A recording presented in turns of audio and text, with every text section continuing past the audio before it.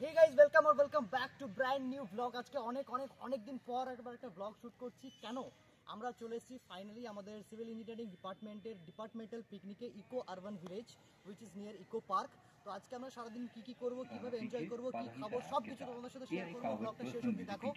Let's go. অনেক দিনের চেষ্টার পরে যে আমরা পিকনিক যে মানে শুরু করছি, সেটা আমার বিশ্বাস হচ্ছে না যে হচ্ছে আর কি। চুন্ডি কাটো দাও, চুন্ডি কাটো দাও, বাস্তবতা হয়েছে।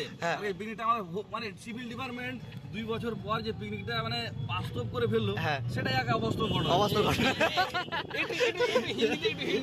তোমার হিন্দিতে খুব সুইট লাগে, হিন্দিতে বলো তো একটু। হিন্দিতে না প্লিজ, আমি হিন্দি সবার রিকোয়েস্ট, আমি হিন্দি পাই না, বাট হিন্দিটা মোটামুটি বলতে পারি। তো বলো, ওটাই শুনবো আমরা। ওটাই চাই আমরা। বলো একটু বলো, একটু শুনি। বলো। ডিপার্টমেন্টের সবচেয়ে ডিপ্রেসড বান্দা হচ্ছে আমাদের এই মেহেদি হাসান। সবথেকে সংসারের কথাবার্তা চিন্তা করে সব সময় চিন্তায় মগ্ন থাকে। 50টা অ্যাপ্লিকেশন দেওয়ার পরে সে পারমিশনটা পেয়েছে যে পিকনিকটা করে এসে যাও। অথরাইজড ক্রিকেট টিমের ক্যাপ্টেন মিস্টার বদরুদ্দোজাকে কিছু বলার জন্য অনুরোধ করছি। নামটা তুমি ভুল বললে। লোক ফাইনালি পিকনিক হচ্ছে আমাদের, কেমন লাগছে বলো? গেম খেলতে ব্যস্ত আর্মি। এটা আমাদের হিরো জিদান, রামপুরহাটের ডন, বক্স অপারেটর ভাই। আমাদের অপারেটর না, আমাদের ভাই, এটা আমাদের জুনিয়র ভাই এটা। তো দাদা ফাইনালি আমাদের পিকনিকটা যে শুরু হলো, ঠিক আছে?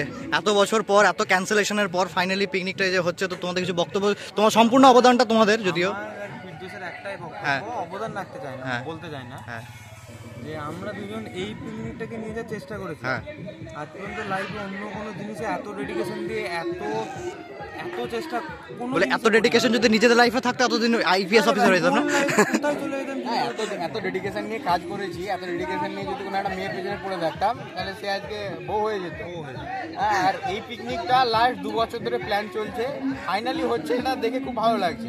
এইবারেও 2বার ক্যান্সেল হওয়ার পর 3য়বারে এটাকে ফাইনাল করা।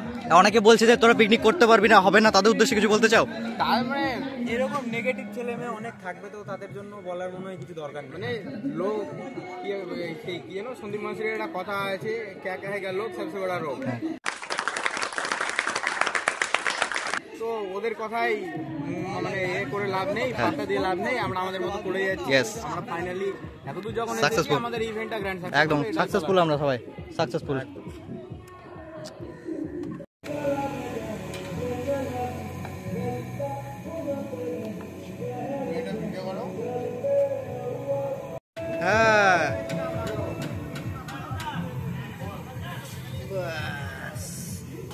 অর্গানাইজার, তোমরা খাও আগে, তারপরে আগে পেট ভরাও, তারপর আমরা খাবো, নাকি বলস? তাই দা? একদম। চলো বসে পড়ো।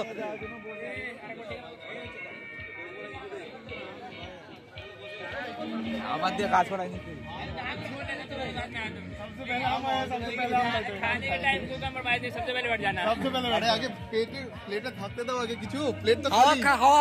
Oxygen is better for health.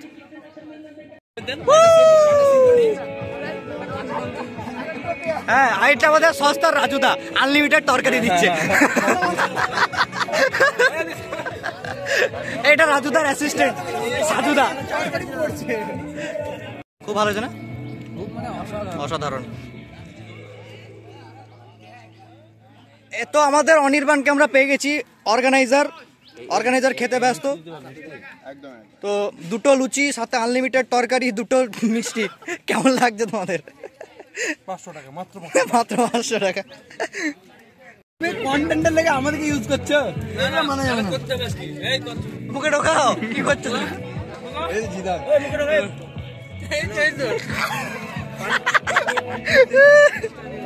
No, God, please, no. চলে এসছে বরযাত্রী, বর নাও আসতে পারে, কোনো গ্যারান্টি নেই, তবে খাওয়া দাওয়া চলছে। বলো রান্না কেমন হয়েছে রেজ্জাক? ভালো হয়েছে দাদা। খেয়েছি। তো তুমি লেটে এলে বেশ, টোটোতে এনজয় করতে আসতাম। যাই হোক, তোমরা তো হ্যাঁ তো এনজয়। র্যাপিডো वाला নাকি এটা? তাহলে বললো আমাকে 10 টাকা এক্সট্রা দিতে, আমি দিয়ে দেবো। আচ্ছা, খাইও দিচ্ছে সাথে। বাহ, না আমি খেলাম। খাও, তোমরা খাও।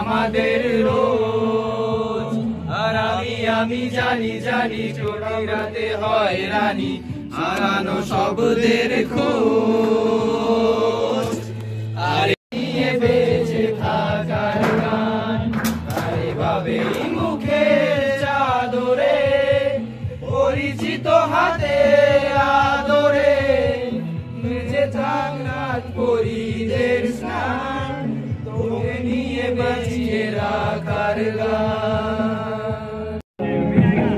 তুই মেঘনা জানো বসে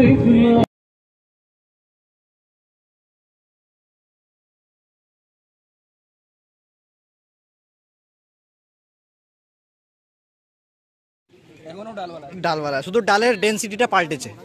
এখন ডালে জল বেশি আছে, তখন ডালে জল কম ছিল। হ্যাঁ,